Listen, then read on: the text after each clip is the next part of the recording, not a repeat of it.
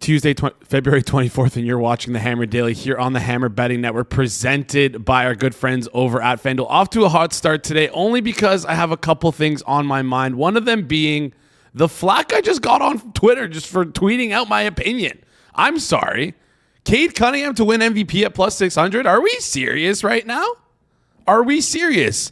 What brings this to the front of my mind and why I wanted to talk about this today, I saw a tweet on my timeline yesterday from Tom Haberstroh. Don't know much about Tom. Seems like a great guy. But he said the new 65-game rule might deliver Cade Cunningham the MVP award. And he tweeted out this sort of graphic. Cade Cunningham may be the only eligible MVP candidate. Now, the problem I have with this graphic is he has games played, team games, and missed games. Then he has played game percentage and missed games remaining. He also created a pace metric, which is, the pace he believes these players are going to play or how many games he believes these players are going to play throughout the rest of the season. And he's using the current missed games and the percentage games they've played to dictate a player's pace. I feel like I don't have to explain to people why that might be wrong, why that might be silly. But I feel like what I've seen on the MVP board, this tweet right here might have affected the MVP odds. And I think that was wrong. I think that's wrong. Cade coming in plus 600. What's his path to victory? We'll talk about that and a little bit more later on in the show. Speaking of later on in the show, we have some great guests for you here today. Batting leadoff, who I'm going to talk about this MVP race with, Drew Dinsick, fresh off vacation over in Italy. Spent some great time watching the Olympics. I got to pick his brain a little bit about these Olympics before we get into things. We're also going to talk about, of course, like I mentioned, the MVP race. If he has any other futures available for us, he's going to share it with us here on the show. And then finally, we're going to talk about some Oscar stuff. We talked about it a little bit a couple weeks ago. BAFTAs happened this past weekend. There might be some bets on the board that might provide some value here. And there, you know what? FanDuel's taking a decent chunk on some of this stuff to win $1,000 for some of these bets. So, pretty efficient markets. Don't know much about Oscars. Some of these movies I haven't even seen. But the BAFTAs seem to be a good good indicator of what we might see at the Oscars. After Drew, we got Pips coming on. You know him. You love him. He's sharing his two favorite NBA props for today. I guess we'll also dabble on the NBA MVP stuff. He made a little jab at me on Twitter today. I'm not going to blame him for it. I'm an easy target here. I love when Pips jabs me. But yeah, tried to make fun of me there. It was good. And then finally, we close out the show. Dom Luszczyszyn giving us a little bit of a rundown for what we can expect for the last stretch of the NHL season here down the road. We actually did cash Connor McDavid to win MVP, which, I don't think I talked about it yesterday, but that was pretty insane that McDavid won MVP, no? Yeah, given that he's the best in the world, man, nobody can touch him. I personally myself had a ticket on that, so I'm going to victory lap that every time I get on camera here, but overall it's good, and yeah. Yeah, no, the McDavid MVP stuff, listen, we all know Hellebuck should have won. Didn't know that the award voting happened after the first period. If I had known that, I would have clicked McDavid a lot more than I already did. Based on the parties in Miami, though, I don't think those the U.S. NHL guys are returning to the NHL at all. They're just going to go right into the playoffs, Stanley Cup, Miss Stanley Cup. They're going hard. We'll have to see. We'll talk to Dom a little bit about that when he comes on the show. Before we get into things today, before we bring on Drew, before we bring on one of the best bottom-up wine connoisseurs in the game, just want to quickly remind you guys, if you can do me a huge favor, subscribe to the channel. We need these subscriptions. I appreciate you guys watching every single day. There's a bunch of people who currently watch the show and they're not subscribed. I'm looking at the numbers right now. 45% of people who watch the live show are not subscribed. Guys, can we change that? If we can change that, that'd be greatly appreciated. We would arguably double our subscriber count if every single person who watched every single day was subscribed. So do us a huge favor. Click that subscribe button. We're pushing our way towards 5,000 subscribers. If you're already subbed, I appreciate you. One thing you can do, people are always asking if we can do more. Share it with your friends. Send in your betting group chats. If people like to bet on sports, people like to talk sports, or take your girlfriend's phone, subscribe on there. Any of those things will help out. So yeah, if you're watching the Hammer Daily and you want to support the show, do us a favor, click that subscribe button. If you're already subscribed, share it with your friends. Goes a long way to do that. We're trying to hit 5,000. Let's change that right now. Let's get to that 5,000 sub mark. All right. Got a great show for you today. Excited to get into things. Let's bring him on up. He's fresh off his trip from Italy. He's a bottom-up wine expert. He looks great in oat sweaters, but he's wearing black and white today, salt and pepper. Drew, how's it going, my friend? I'm doing well, man. Oh, you're muted. Oh, no. Okay. We're going to work on this in just a second here. It might be on our end. We'll take a look behind the boards if we can figure out if Drew is muted or not. Drew, can you hear us? 1, 2, 3. I can hear you guys. There we go. We got you. We're good to go. So, you know what? It's a Tuesday. It's a little early for us here in Canada. Not as early as it is for you out on the West Coast, but no, we're ready to go, ready to fire. Olympics recap. I want to hit you with some rapid fire questions. First of all, tell me about your experience overall before we get into some rapid fire questions. It was unbelievably cool. The Dolomites in Italy are the most beautiful and picturesque place I've ever been on Earth. The broadcast and like the wide shots and the stuff that took place in Cortina in particular, as beautiful as it was on TV, it didn't do it justice in person. It was even better. Every day was basically ski for 8 hours, eat a pizza, drink a bottle of wine, rinse, repeat. It was a lifestyle that I was not ready to leave. After a week and a half, I was like, I need more time here. It's been a rough reentry, if I'm being honest, because that's the way to go. It's the way to be. And skiing in the Western U.S. is very much like an endeavor in like deep powder, expert terrain, really kind of pushing your limits physically. Skiing in Italy is extremely different. It is just groomed out, beautiful, kind of like touring slopes that go from village to village. And like the first day we skied there, we did the what's called the Celaranda, which is one of like the kind of the world famous ski tours.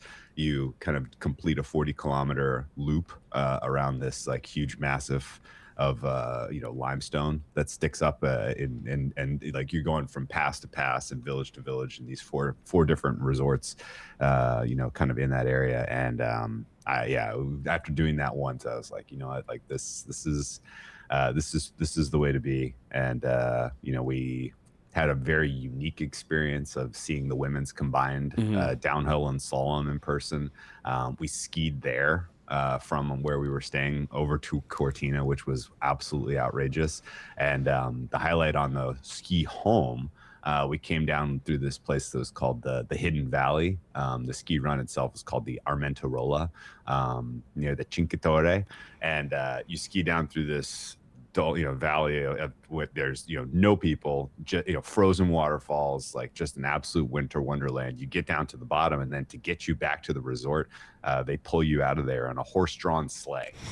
So like you give the guy who's right pulling the horse sleigh €5, and he gives you a little handle, and they just pull you out on your skis and put you back in the in the resort area. And I never done anything like that in my life, and very glad I got to do it all. And the fact the Olympics were going on at the same time as seeing this pretty special part of the earth was very, very memorable. So now we'll never forget. It was probably I'm sure it'll end up being the best ski trip I do in life. Best ski trip until 2030 when you go to France and watch the Winter Olympics there. You're probably right. Oh, man. Maybe I'll be able to join you on that next one because, love skiing. Always wanted to watch the Winter Olympics. And then maybe I can watch, Canada win gold live because we just missed it. We just missed that the hockey gold there. You guys toppled over us. But I don't want to talk about that. I want to talk about the events. Put up a good fight. Yeah, I would say we put up better than a good fight. We had you guys we 10-8'd you for the first 8 rounds. Yeah, but then I almost got him. Then got knocked out in the 9th. All right. Tell me about the events you attended. What was your favorite event that you watched live? The coolest was probably the luge, actually. I thought it was going to be silly. Like, we got tickets for it, and I was like, whatever, it's going to be, you're not going to actually get to see anything. But the way they set up the course, you could walk the whole length of the course, and every kind of place to watch had just a beautiful, kind of background. And you actually got to see they set up all of, the viewing areas where they have the huge bank turns, and you see the sliders coming around those hot turns, and that was actually way cool. Curling was also incredible, and then the women's downhill, of course, was that was the premier ticket of the area we were in, Cortina, and that delivered. That was very, very cool. So I wouldn't have done anything differently. Yeah, that's sweet. Were you there for the famous touch of the rock by the Canadian team? We saw mixed doubles, but that controversy was real. There was a lot of people buzzing about that. I will say this, as the the highlights were really like the skiing, the food, the course. wine. The Olympics was kind of gravy. Yeah. it was a little extra. But the Olympics are an event that are made for TV. Yes. And they're an event that are made for, Americans and Canadians. Like it's not necessary, the people of a lot of the people who like were local, like they were like, oh yeah, the Olympics are going on. There was not as much fanfare as there was for the American fans who were there. All right, the biggest thing in Italy is, of course, it's pasta, it's pizza, and it's wine. So I need you to give me your favorite bottle of wine that you drank. You can then give me your favorite food that you ate as well. Well, I mean, all the pizzas were incredible, and like the pastas were incredible too. Like absolutely no complaints about the food. It was outrageously good, and the wine, same thing. Like I'm a Pinot Noir kind of top choice of grape as far as type of wine I like to drink.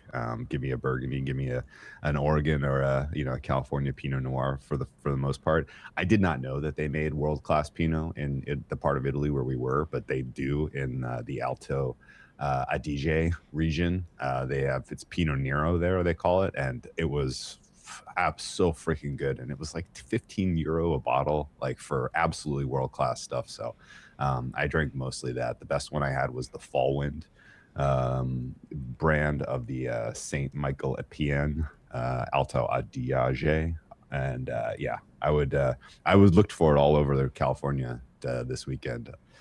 All the boutique wine places that I shop, and couldn't find any, so I'm missing it. All right, you got to start ripping Vandalay Industries here, import exporter. All right, let's move on. Let's talk some NBA awards.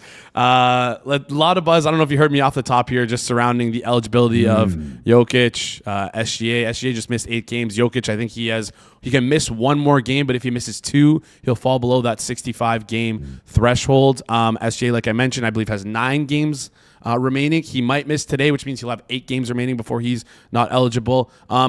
Seems like that this is causing Cade Cunningham to skyrocket to plus 600. I don't think it's a great bet though.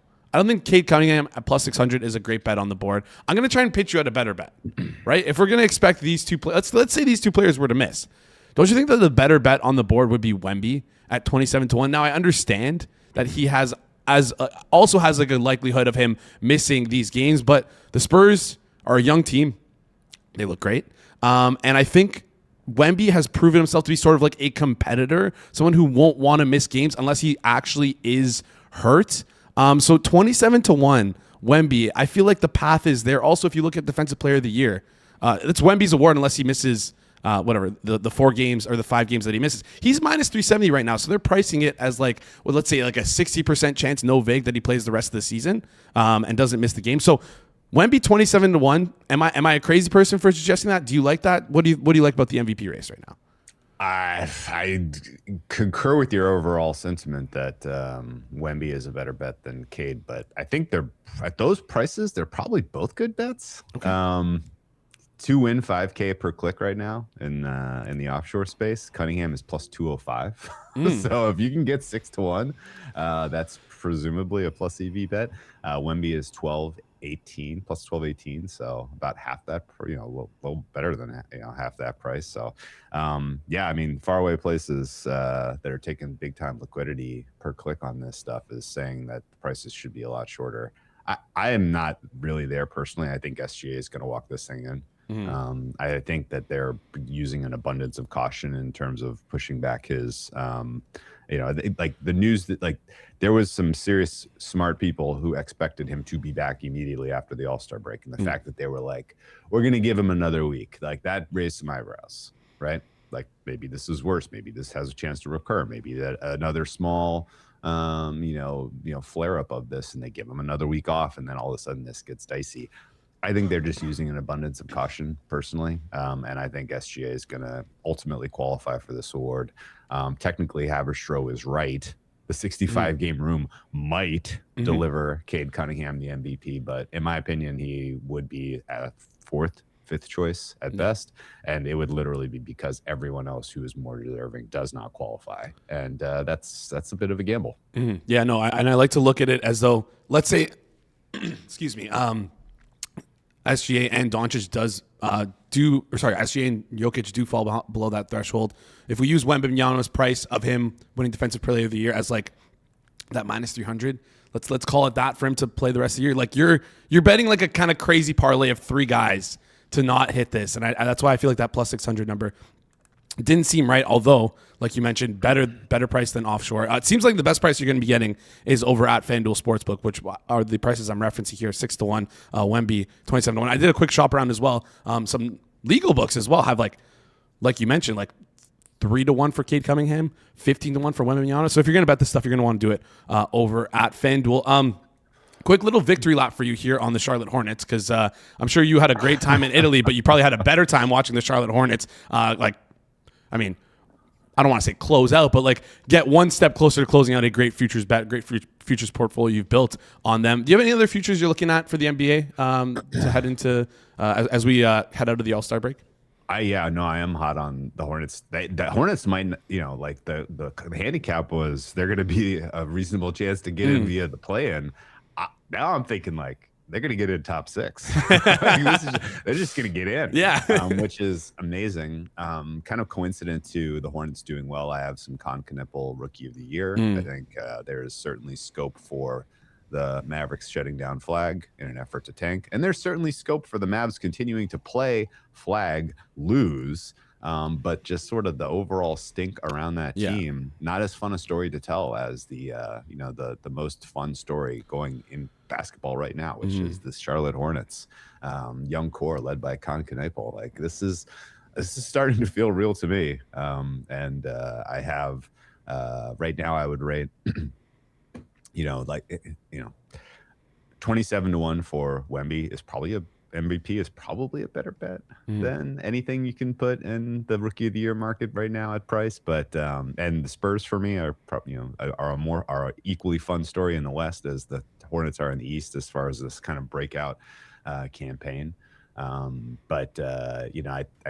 definitely think there's scope for the Hornets to win the Southeast. There's some big prices on that still floating around there, which don't make a ton of sense. I mean, the Heat are playing well right now, but I think a lot of that is schedule based. The Heat are still, to me at least, a team with weaknesses that can be exploited. And when they cool off, I think they could get run down by the Hornets for the Southeast. I certainly am not interested in any price on Orlando or Atlanta in that market. So it's going to come down to Miami or Charlotte, I think, and Charlotte's a fun play.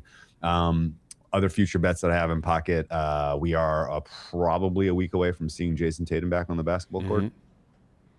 There's a black swan where the Celtics go into the Eastern Conference playoffs as like a minus something to win the East. If they are priced anywhere close to what we saw them at full strength going into last year's playoffs, then the current prices in the plus 350 range are insane.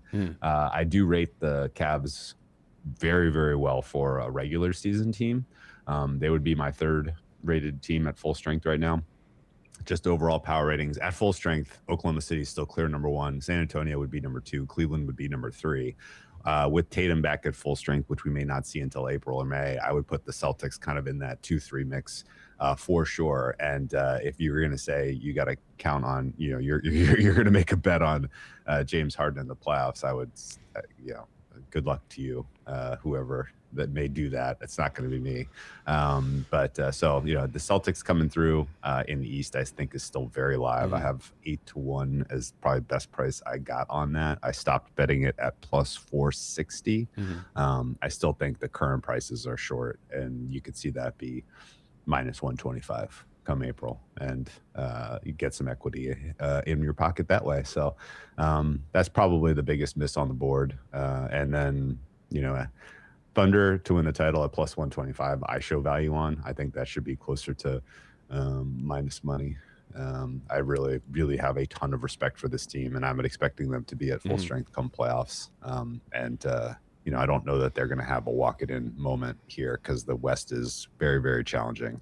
But I think they're having gotten the title last year and having the experience in hand, and just with how overall outstanding their talent is, I would take them head to head against anyone pretty heavily. So plus 125 for the Thundy, worth betting now.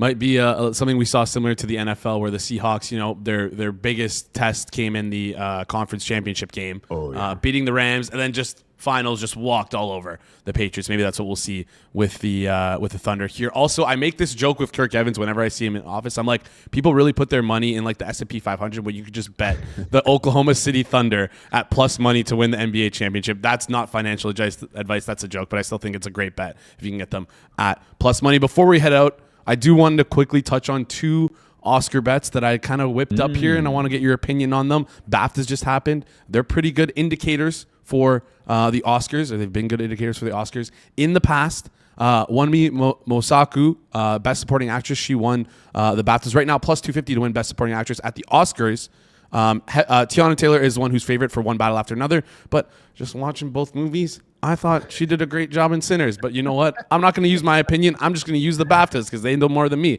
So Wunmi Mosaku plus 250 could be interesting for Best Supporting Actress. And then Mr. Nobody against Putin plus 250 beat out Perfect Neighbor for the BAFTA. It's The Perfect Neighbor is like a true crime documentary where Mr. Nobody against Putin is sort of like a politically charged documentary about the Ukraine and Russia war. So maybe there could be a little something there where Mr. Nobody against Putin wins and beats out Perfect Neighbor, plus 250 for both those. You like both those? What are we thinking here? I'm against Sinners in general. I think they got all of the noms, and they're not going to get many of the awards. But yeah, I mean, Tiana Taylor was pretty. She was. It was. The problem is that that's such a quintessential like supporting role. Mm-hmm. You know, like they love to do that sort of stuff where she's in the movie for one specific portion of it, and was the kind of the main center of gravity for the first third of One Battle, and they're going to give it to Taylor probably. But yeah, plus 250, it's certainly it's certainly closer than that, and it's going to go to one of those two. Yeah. Okay.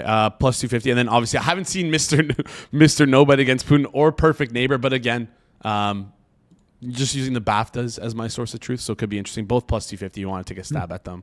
Yeah, just wanted to pick your brain, get your thoughts. And as my producer's putting on screen, Rob Pizzola said Sinners sucks. Do you agree with him? By the way, I'm shocked that he had that opinion. There was actually, we talked about it on Circle Back a couple weeks ago. A lot of people didn't like Sinners, which I was shocked by. I thought it was a great movie. When I saw it in April, I was like, wow, this is a great movie. But that was in the context of seeing a movie in April. Once you've kind of digested the full slate of kind of the awards caliber movies, I didn't think it stood up as well as what I remembered when I first saw it. And in fact, on the rewatch, I thought it was kind of boring. Okay. The first half drags, man. It is real drag. And then the second half is a vampire movie. So exactly. I don't know about kind of throwing it in the mix with these, with the other stuff, which I think is, One Battle After Another is freaking art. Yeah. And I think people are going to come around, and that's going to end up being it's gonna clean up on Oscar night. Yeah, that's why it's priced at I think around minus 450. I will say I have a soft spot for Sinners. If anyone's seen From Dusk Till Dawn, it's basically just like I don't want to call it a ripoff of From Dusk Till Dawn, but it's very similar to the premise of From Dusk Till Dawn, written by Tarantino, which is a great movie. If you haven't watched it, go watch it. Ironically, One Battle After Another, also a Quentin Tarantino ripoff. So fair. he's informing all of the big movies. I guess it's fair because he's known for ripping everyone else off. So it's just everyone's stealing from everyone. Exactly. Yes. It does crack me up that Paul Thomas Anderson is going to win a director and a picture ripping off Quentin Tarantino before Tarantino wins either one. Oh man, that's the way the world works. Anyways, Drew, appreciate you joining the show. Hopefully you're well rested and ready to go. I'm looking forward to talk to you next week. We'll chat soon. Best luck, guys. Awesome stuff there from Drew. As always, love talking with Drew. Could you believe he agrees with me? He agreed with me. Huge. You know who probably doesn't agree with me is the guy we have coming on next. We'll talk about the NBA MVP stuff with Pips in just a second here. Before we do, just wanted to give you guys a quick reminder about our sponsors over at FanDuel. If you ever wanted to go to the NBA Finals, now is your chance, courtesy of FanDuel. That's right.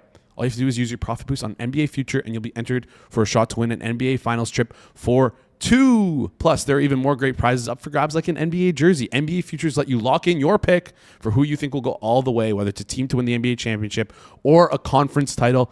So as the NBA playoffs heat up and the finals get closer, make your futures picks and maybe score the ultimate NBA experience. Just head over to FanDuel.com/forwardprogress to get started. That's FanDuel.com/forwardprogress. Play your game with FanDuel, an official sports betting partner of the NBA. Must be 21 plus and present in select states. For Kansas affiliates, Kansas are casino rating plus present DC. No purchase necessary. Limit 1 entry for Profit Boost token. Opt-in required. Must apply Profit Boost token on select markets. Restrictions apply. See full terms, including methods of entry at sportsbook.fanduel.com.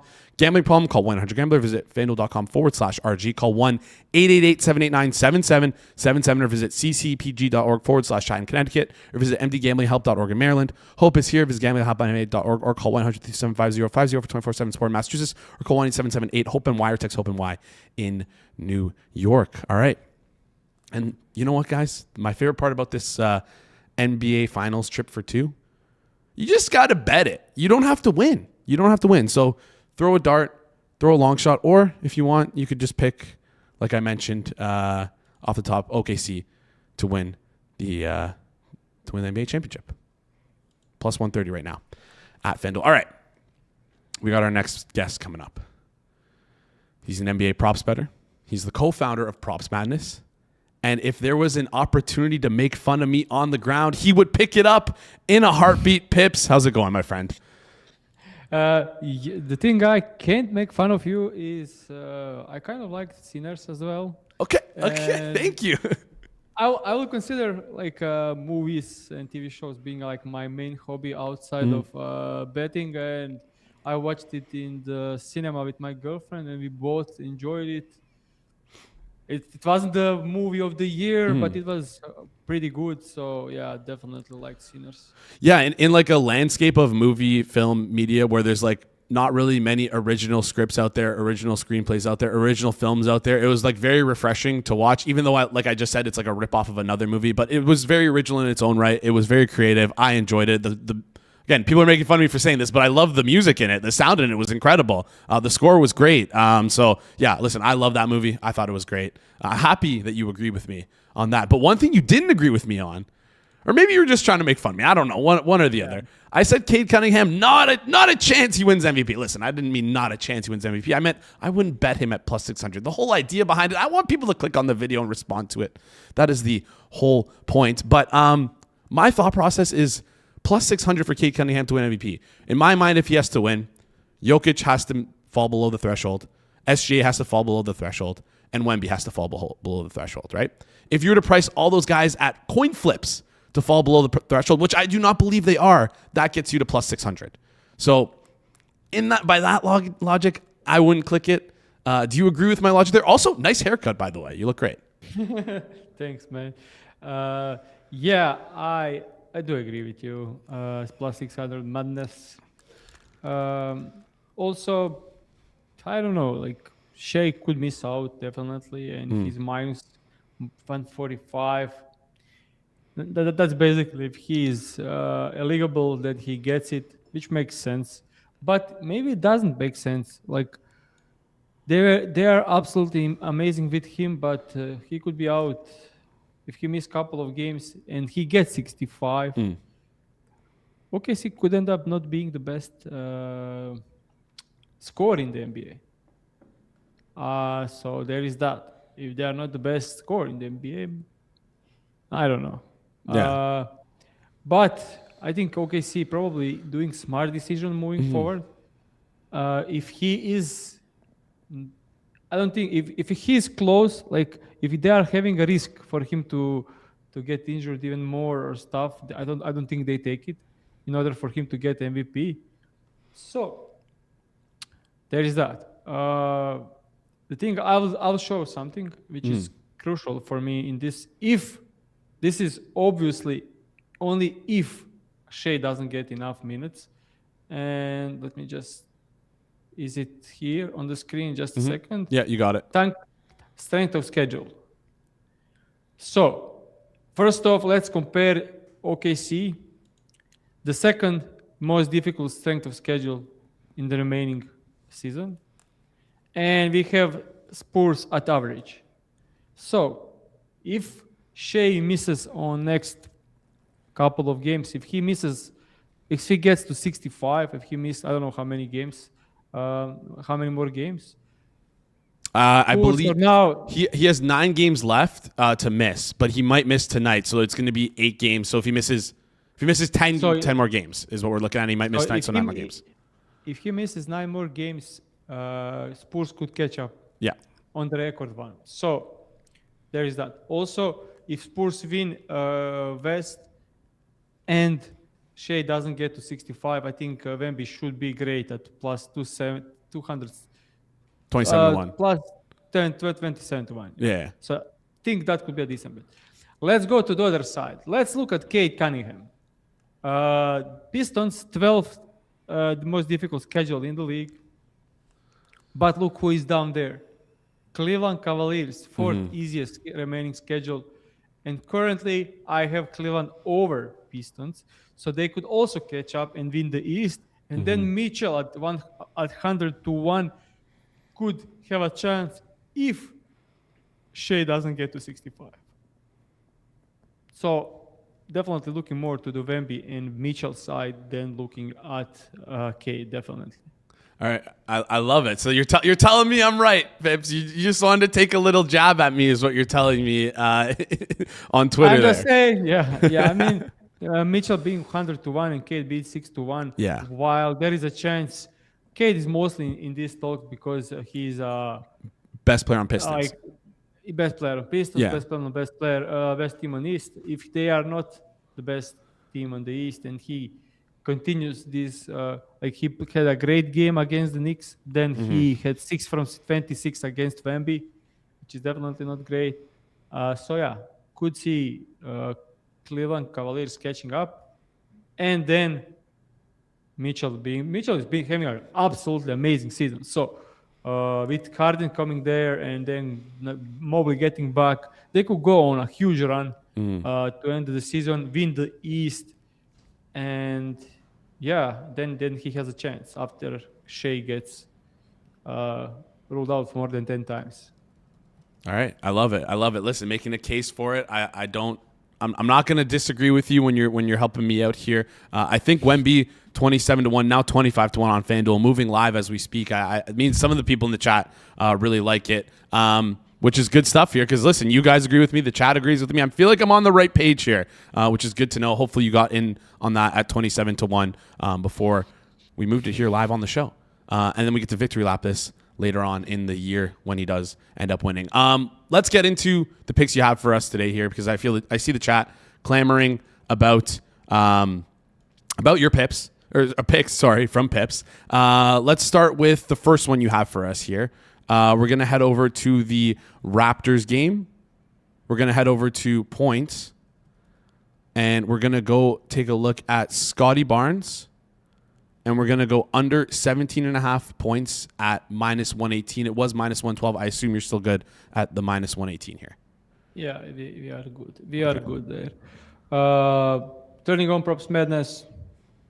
On the season, when we take a look at Scotty Barnes, he's averaging 19 points when we exclude some overtimes and some injury and a blowout. He is then averaging 18.3 points. Now RJ Barrett and Ingram in the lineup. It's staying pretty much the same, but usage going slightly lower with RJ Barrett in the lineup. But he's playing the OKC now, and this matchup is built different, I will say. He scores most of his points transition free throws. They are the best transition defense, 4th best against free throws. 62% of his points come less than 10 feet away from the rim, so mostly in the paint. OKC, the best paint defense, so they're kind of holding him down. Earlier this season, he played against the OKC, had only 10 points in 32 minutes in a close game. Close 16.5 in that game as well. So now we have 17.5, similar environment. Now he's kind of putting big numbers against poor teams.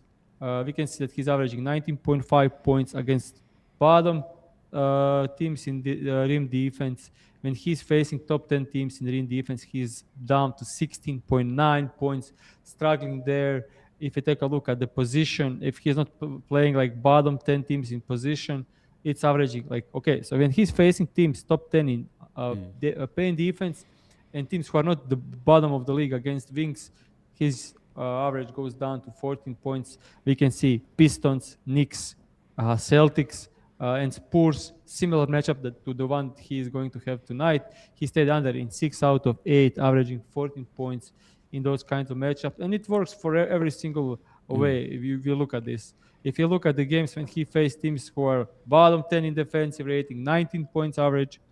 If you look at the games when he faced top 9 teams in defensive rating, he's averaging 17 points a game. So yeah, he's usually huge correlation with performing great against horrible high-paced teams with poor rim defense, poor defenses overall, 20 points average. Even he's facing great teams on rim defense, a bit slower pace, and against his position, he's averaging 16 points.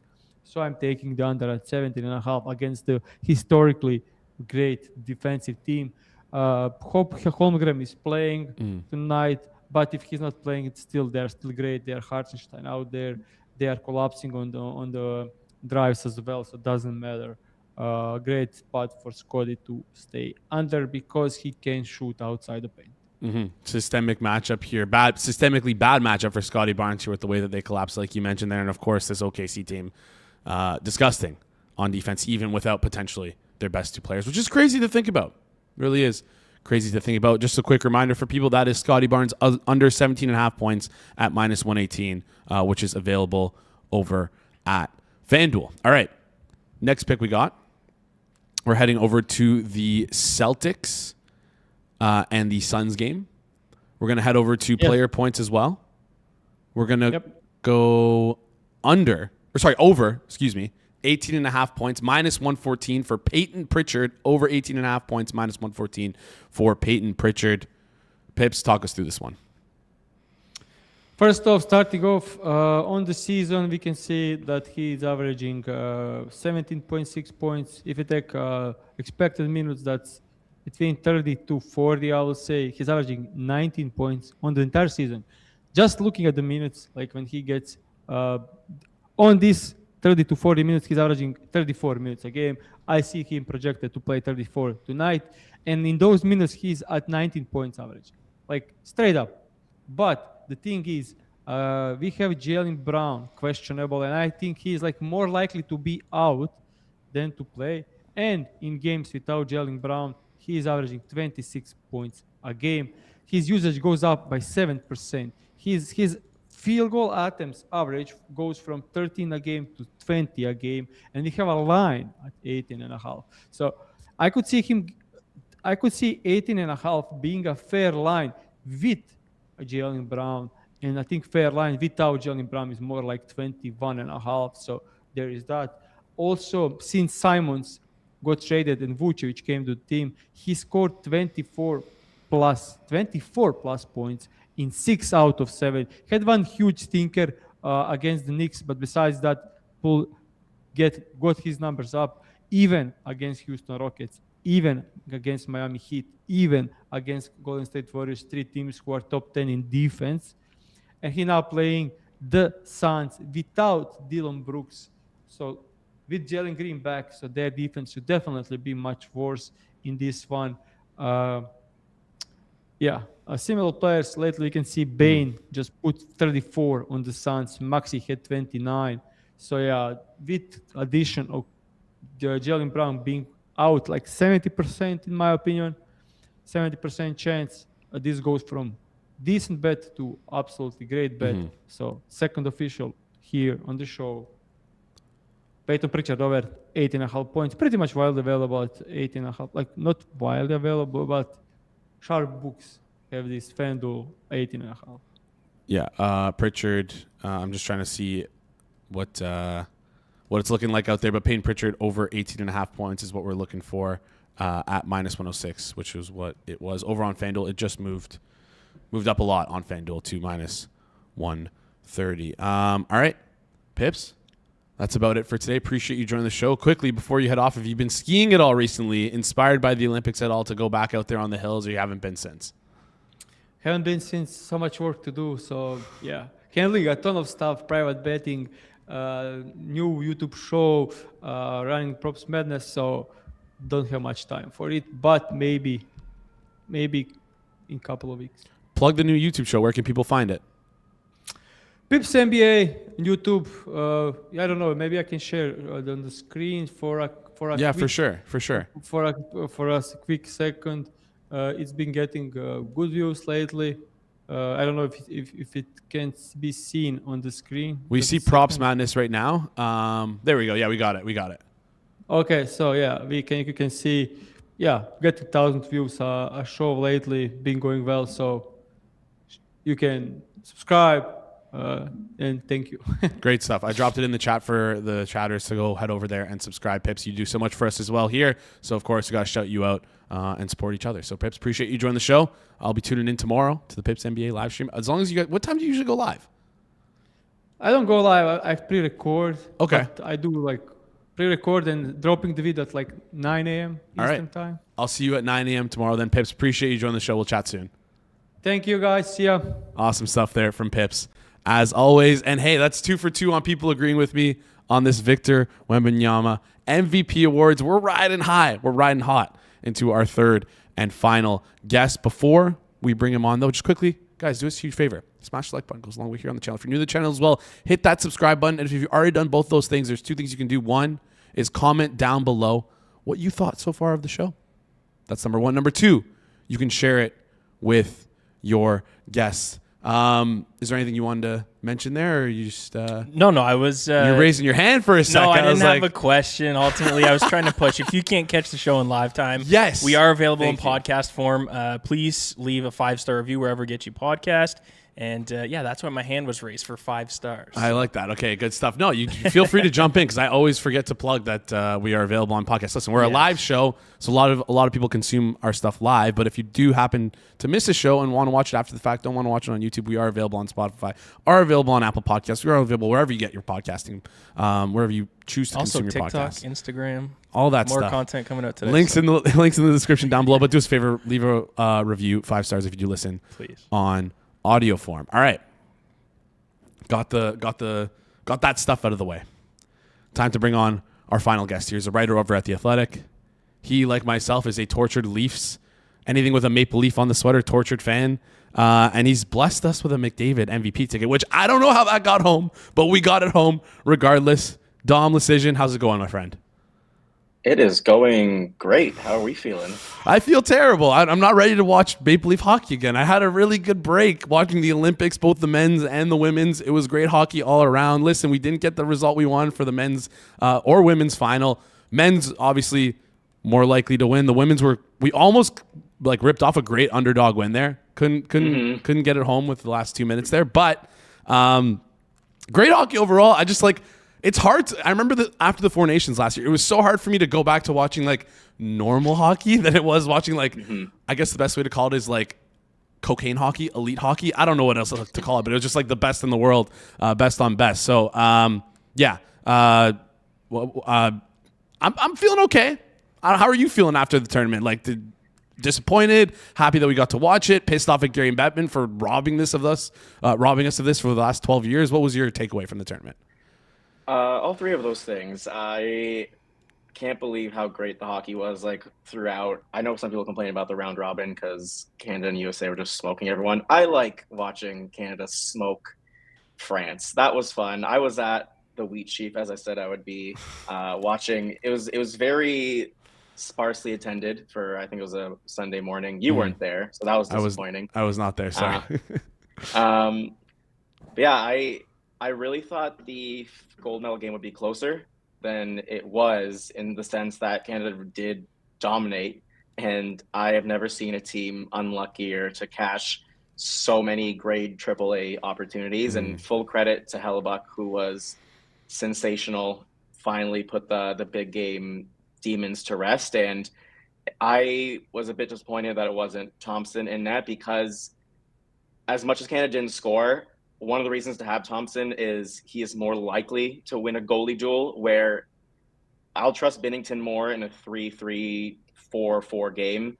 If it's 1-1 or 0-0, I want the better goalie in there. And I think that's a bit of an underrated narrative to that. And I didn't like either goal he let in, but he was better than I expected for sure throughout the tournament. And it was nice to see him come up big at times, and I think the glove save in overtime was really good. And it was disappointing to see just how wide open that 5-hole was on the winner. Yeah, that did suck to see. It's funny because both goalies made great saves, and it's like if whoever wins, someone's going to be screen capping that moment, being like, this was the deciding factor in the game with the Hellebuck stick save and then that glove save from Binnington. Yeah. But we couldn't get our highlight moment there. I mean, I feel like don't want to rag on McKinnon, McDavid, and Makar, but like that how they played that 3-on-3 was terrible. I'm not going to lie. And I also kind of want to blame a little bit on John Cooper for having all three of those guys on the ice. I would have liked to see McDavid and McKinnon split up at 3-on-3. Maybe I'm galaxy braining it here. But yeah, 3-on-3 hockey to decide one of the most important games in like hockey history. Get that out of here. Get that out of here. Not great, but at the same time, it should have been an advantage for Canada. 100%. Considering they could put up McDavid, McKinnon, and Makar out there. I agree that they should have split them up. I would have liked to see McDavid with Marner, who was the hero against Czechia. The Avalanche are terrible at 3-on-3, and I think we saw a bit why. That shouldn't have been the play so quickly and so often. I think McDavid McKinnon grew up watching Crosby's golden goal and wanted that moment a little too badly. I think, unfortunately, is what happened. Yeah, I felt like they were both trying to force it there. And you know what? Ended up losing. It is what it is. It's okay. I feel like we can blame the 3-on-3 overtime as Canadians because we dominated them throughout the entire game.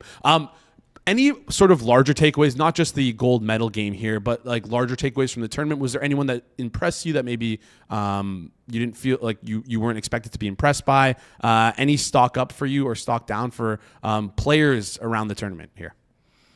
I feel like the obvious answer is Macklin Celebrini. Like, I think we all thought he was really good, and he's been in the MVP conversation this year. But seeing him play with McDavid and McKinnon and actually competent defenseman was a beautiful sight, because what he's done this year with the Sharks has been incredible. The team around him stinks, and he's just still been one of the best players in the league. How he looked with other great players was phenomenal, and I feel extremely confident about 2030 or the 2028 World Cup, knowing that he will be in his prime and we'll still have McDavid and McKinnon playing at a high enough level that the future of Canadian hockey is in good hands, even if this loss stings.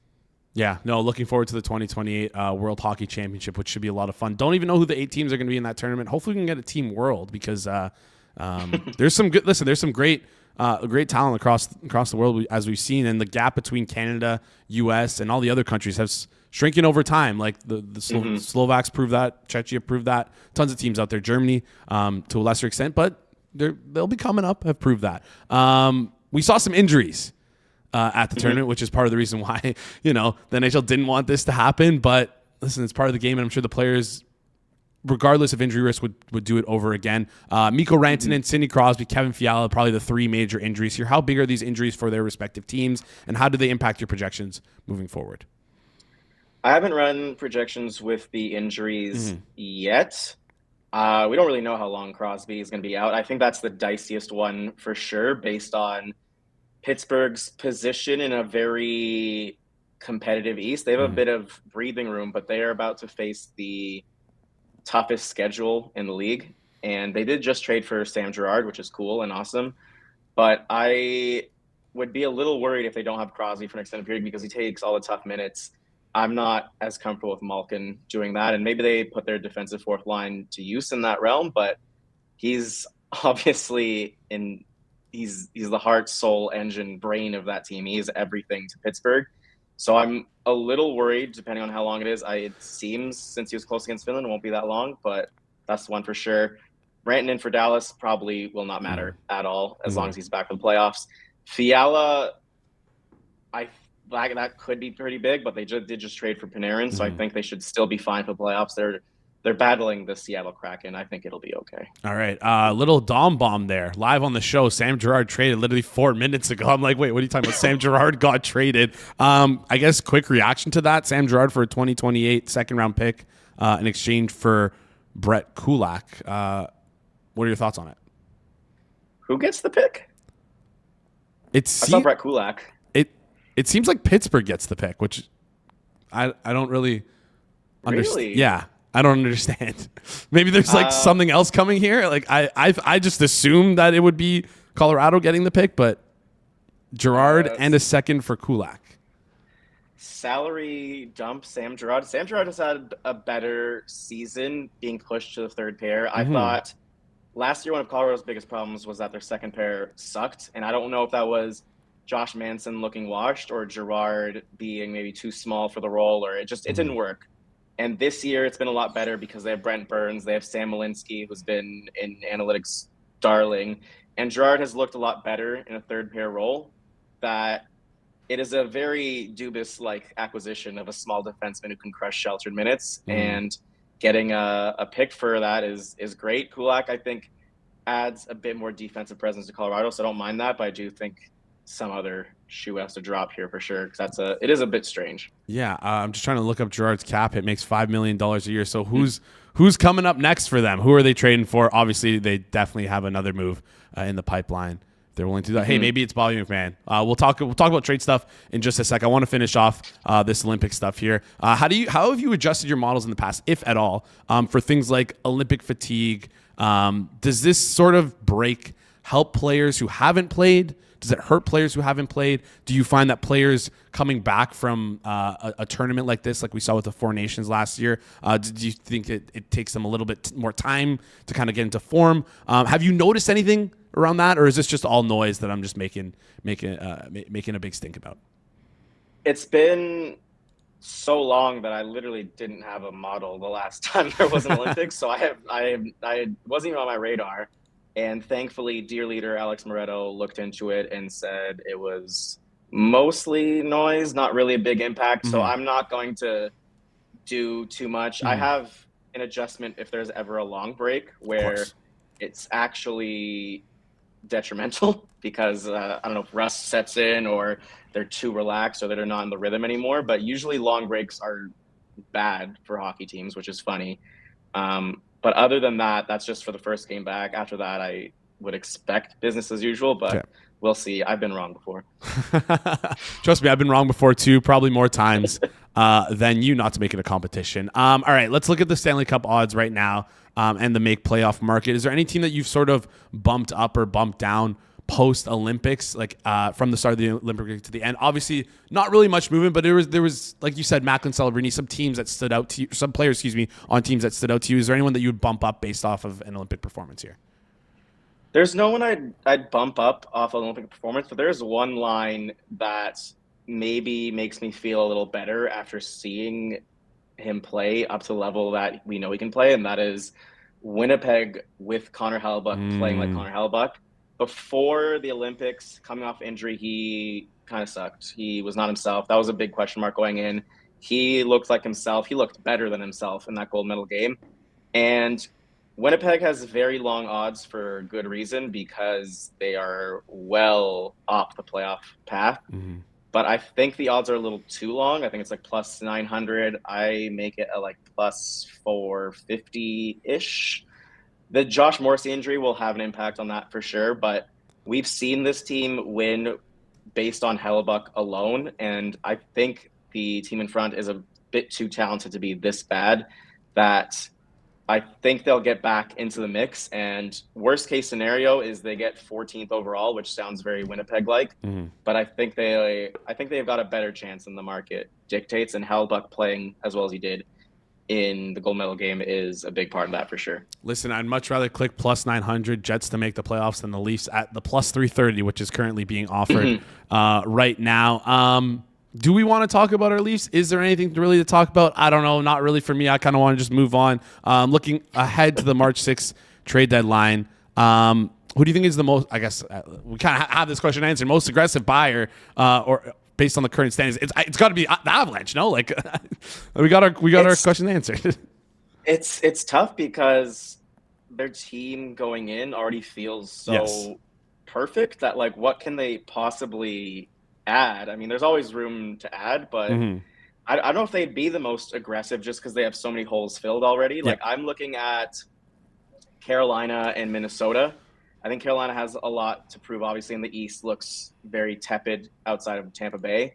That I can see them trying to find some way to move the needle. They obviously have that 2C hole that is being filled admirably by Logan Stankoven, but not as what you'd expect from a Stanley Cup contender. Minnesota, Vincent Trocheck already joked that he should take a photo with the Minnesota boys at the Olympics, and I mean they have that same 2C problem that I think will be filled. I think they'll be aggressive given what they paid for Hughes. This is their moment. This is their time.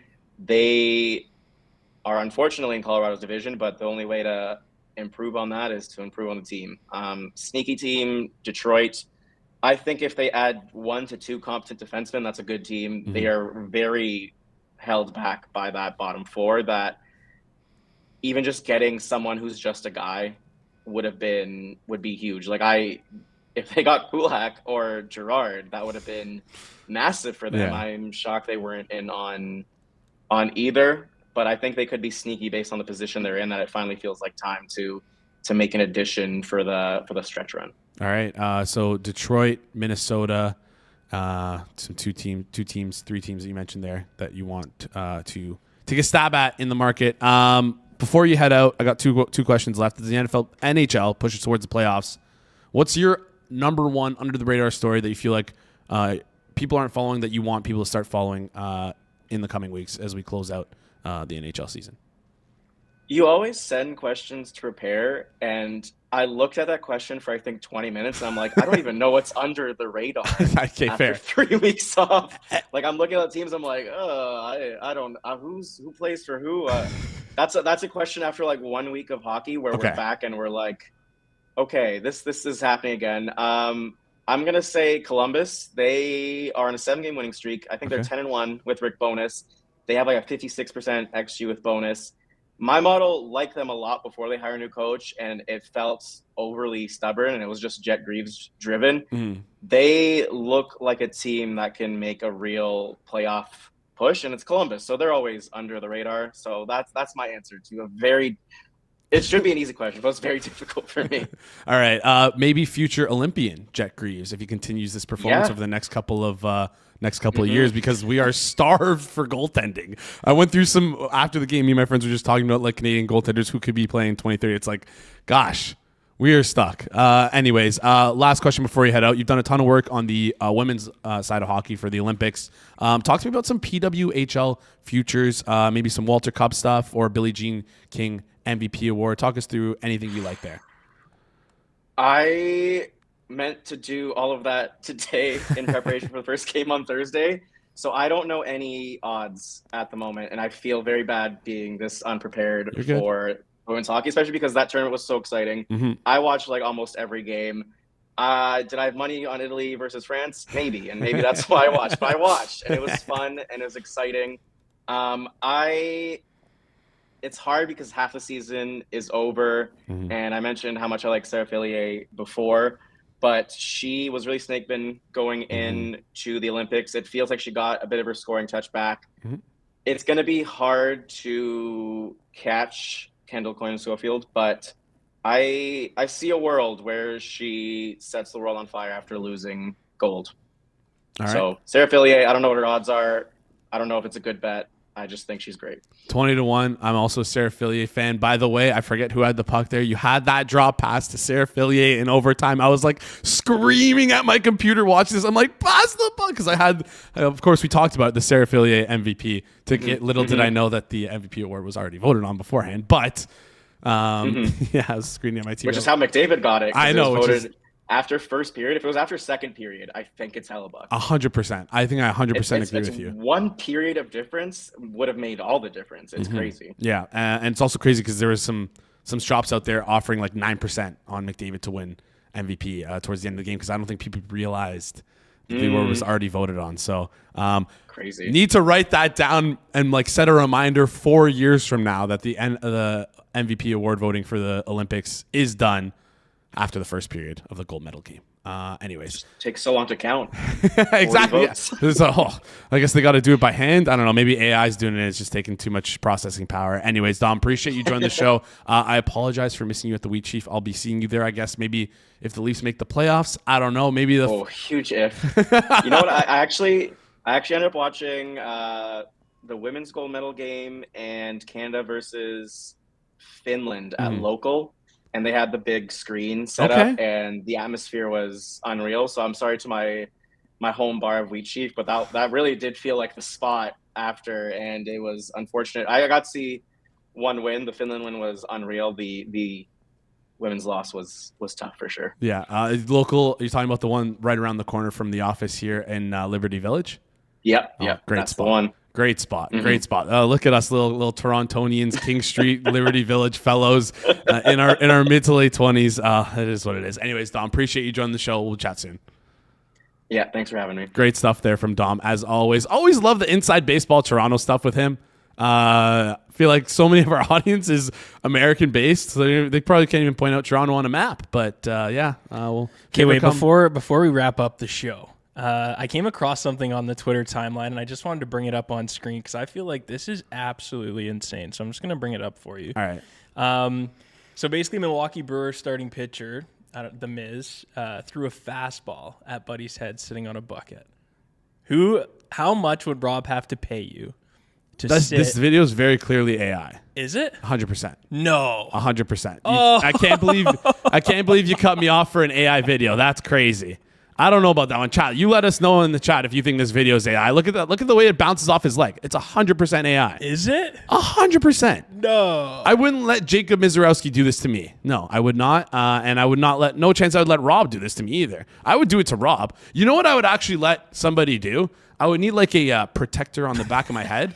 But I would put an apple on my head and let Jacob throw a dart at it. As long as I have protection on the back of my head, I'll let Jacob throw a dart at me. That is far and away clearly AI. I don't know how you thought this was an AI. So obviously being a producer, it's fast action here. I did not look at the apple fall on his thigh. I just looked at the ball. It's a 3-second video. Yeah, but I did not look at the apple fall on his thigh, brother. Come on. I don't know. But I got about got. that. I've been getting got recently. Listen, I want to see what the chat has to say about it. If it's AI or not AI.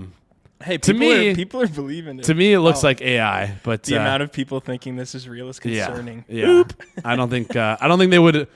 I think this is like an HR violation. But anyways, appreciate you guys joining the show. You guys know what to do. Do us a huge favor. Smash the like button. Goes a long way here on the channel. If you're new to the channel as well, hit that subscribe button. Also, drop a comment down below at the end of the video if you enjoyed us. Let us know what your thoughts are, whether it be me as the host, our guests, or our producer getting duped by a fake AI video. Also, forward progress video out at 5 o'clock today. Forward progress video out at 5 o'clock today. Make sure you guys tune into that. Biggest storylines coming out of the 2025 NFL Combine. I didn't even know we were doing this. 2026 NFL Combine. Sorry. I can't even read. That looks like a 5 to me. Wow. What year is it? Anyways, appreciate you guys tuning in. Go check that out on the Forward Progress YouTube channel after the show, live at 5 p.m. Eastern time. Shout out to Dom. Shout out to Drew. Shout out to Pips for joining the show, giving us great guests as per usual. And shout out to you guys for tuning in live. And if you're looking to find the best lines for the NFL Scouting Combine, you know who gets drafted where, whatever the case may be, BetStamp Pro has a 14-day exclusive promo. You're right. And if you're betting at the highest level and you haven't tried BetStamp Pro, you're honestly flying blind. BetStamp Pro is offering a 14-day free trial right now that lets you compare odds across 200-plus sportsbooks and prediction markets in real time. So you can actually see where the price is before you place a bet. Every line on the screen is benchmarked against BetStamp Pro's proprietary True Line, built using your years of historical pricing data from some of the sharpest books in the market. So instead of guessing if you're getting value, you can quickly spot when your book is off and where to get the best number. Scan the QR code on screen right now and head to the link in the description to start your free 14-day trial of BetStamp Pro. Tons of NBA props out today. NHL's coming back. College basketball. So much stuff there. Start your free trial right now. Link is in the description, or rewind the video and scan that QR code. That wraps up for us here today. Appreciate you guys for tuning in. Do us a huge favor. One more time, smash the like button before you head out. And rate us, review 5 stars if you're listening on audio.